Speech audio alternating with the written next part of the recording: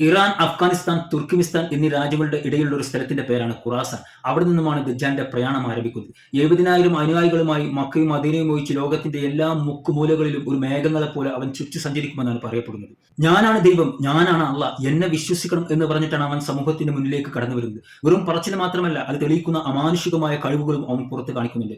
അവൻ ആകാശത്തേക്ക് ചൂണ്ടി തീമഴ പെയ്യിപ്പിക്കും, ഭൂമിയിലേക്ക് ചൂണ്ടി സസ്യങ്ങളെ മുളപ്പിക്കും, ഒരു വ്യക്തിയെ രണ്ടായി പിളർത്തിക്കൊന്ന് ആ ശരീരങ്ങൾ കൂട്ടിയോജിപ്പിച്ച് വീണ്ടും ജീവൻ നൽകും. ഇങ്ങനെയൊക്കെ കാണിച്ചാൽ ആരാണ് അവനെ വിശ്വസിക്കാതിരിക്കുന്നത്? ആകാശത്ത് നിന്ന് മഴ വർഷിപ്പിക്കാനും ഭൂമിയിൽ നിന്ന് സസ്യങ്ങളെ മുളപ്പിക്കാനും മരിച്ച ശരീരത്തിന് പുതുജീവനേകാനും അള്ളാഹുവിനല്ലാതെ മറ്റൊരു ശക്തിക്കും കഴിയില്ല എന്ന് വിശ്വസിക്കുന്ന ഒരു മുസ്ലിം ദജ്ജാലിന്റെ ഈ ചതിയിൽ എങ്ങനെ വീണു പോകാതിരിക്കും? മാത്രമല്ല, ഈ ചതിയിൽപ്പെട്ട വ്യക്തികൾ തന്നെ സമൂഹത്തിന്റെ ഇടയിലേക്ക് വന്ന് പ്രചരണം നടത്തും. ഖുർആനിൽ പറയുന്നുണ്ട്, വഈബാത്തിൽ ഖംസ്, പരമരഹസ്യമായ 5 കാര്യങ്ങൾ. അതിൽപ്പെട്ട ഒന്നാണ് മഴ അള്ളാഹുവിൽ നിന്നുള്ളത് മാത്രമാണ്. എങ്കിൽ ഈ വ്യക്തി അള്ളാഹു അല്ലാതെ മറ്റാരാന്നുള്ള പ്രചരണം നടത്തുകയും അതുവഴി ഒരുപാട് ആൾക്കാർ ദജ്ജാലിന്റെ ചതിവലയങ്ങളിലേക്ക് എത്തിപ്പെടുകയും ചെയ്യും. ചില വ്യക്തികൾ ദജ്ജാലിനോട് തർക്കിക്കും, നീ അള്ളയാണെങ്കിൽ സ്വർഗവും നരകവും കാണിക്കുക, അള്ളാഹുവിന്റെ കയ്യിൽ സ്വർഗവും നരകവും ഉണ്ട്. അതും ദജ്ജാല് കാണിക്കും. അവന്റെ ഒരു കയ്യിൽ സ്വർഗവും മറ്റൊരു കയ്യിൽ നരകവും ഉണ്ടാവും. അവനെ വിശ്വസിക്കുന്നവർ അവന്റെ സ്വർഗത്തിലേക്കും അവനെ വിശ്വസിക്കാത്തവർ അവന്റെ നരകത്തിലേക്കും അവൻ വലിച്ചെറിയും. അതിലും ഒരു ചതിപ്രയോഗമുണ്ട്. അവന്റെ സ്വർഗം എന്ന് പറയുന്നത് യഥാർത്ഥത്തിൽ അള്ളാഹുവിന്റെ നരകവും അവന്റെ നരകം എന്ന് പറയുന്നത് യഥാർത്ഥത്തിൽ അള്ളാഹുവിന്റെ സ്വർഗവുമാണെന്ന് അള്ളാഹുവിന്റെ റസൂൽ നമുക്ക് മുന്നറിയിപ്പ് തന്നിട്ടുണ്ട്.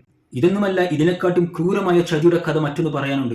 വർഷങ്ങൾക്ക് മുമ്പ് മരിച്ചുപോയ മാതാപിതാക്കളെ ഭൂമിയിലേക്ക് തിരിച്ചു വിളിക്കുകയും മക്കളുടെ ഇടയിലേക്ക് പറഞ്ഞയക്കുകയും ചെയ്യും. എന്നിട്ട് ആ മാതാപിതാക്കൾ ദജ്ജാലിനെ ചൂണ്ടിക്കാണിച്ച് മക്കളോട് പറയുന്നുണ്ട്, അതാണ് അള്ളാഹ്, നീ വിശ്വസിക്കണമെന്ന് പറയുന്ന ഒരു അവസ്ഥ. നോക്കൂ, വർഷങ്ങൾക്ക് മുമ്പ് മരണത്തിന്റെ വേദനയറിഞ്ഞ, ഖബർ ജീവിതം എന്തെന്ന് മനസ്സിലായ മാതാപിതാക്കൾ തിരിച്ചു വന്നിട്ട് മക്കളോട് പറയാണ്, ഇതാണ് അള്ളാഹ് എന്ന് പറയുമ്പോൾ ഏത് മക്കളാണ് വിശ്വസിക്കാതിരിക്കല്? വാസ്തവത്തിൽ അത് അവന്റെ മാതാപിതാക്കളാണോ? അല്ല, അവന്റെ മാതാപിതാക്കളുടെ രൂപസാദൃശ്യത്തിൽ 2 പിശാചുക്കൾ ആ മക്കളുടെ ഇടയിലേക്ക് പറഞ്ഞയക്കുകയാണ്. അതിലും അവന്റെ ചതിപ്രയോഗം ഒളിഞ്ഞിരിക്കുന്നുണ്ടെന്ന് അള്ളാഹുവിന്റെ റസൂൽ മുന്നറിയിപ്പ് തന്നിട്ടുണ്ട്. മാത്രമല്ല, അവനെ വിശ്വസിക്കാത്തവർ അവൻ ക്രൂരമായ കുന്നുകളെയും അത് കണ്ടിട്ട് ജീവനിൽ ഭയമുള്ളവരും അവനെ വിശ്വസിച്ചു പോകും. അങ്ങനെ ഒരു വലിയ സമൂഹത്തെ ഈ ദജ്ജാൽ വാർത്തെടുക്കും. 40 ദിവസമാണ് ദജ്ജാൽ ഭൂമിക്ക് മുകളിൽ ഉണ്ടാകൽ. അതിൽ ആദ്യത്തെ ദിവസം ഒരു വർഷം പോലെ, രണ്ടാമത്തെ ദിവസം ഒരു മാസം പോലെ, മൂന്നാമത്തെ ദിവസം ഒരാഴ്ച പോലെ, 4-ാമത്തെ ദിവസം മുതൽ ബാക്കിയുള്ള ദിവസങ്ങൾ സാധാരണ ദിവസം പോലെ.